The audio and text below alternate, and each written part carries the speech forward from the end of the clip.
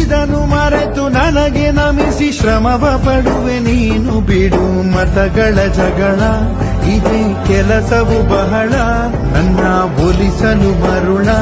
ಇರೋ ಮಾರ್ಗವು ಸರಳ ನಮ್ಮ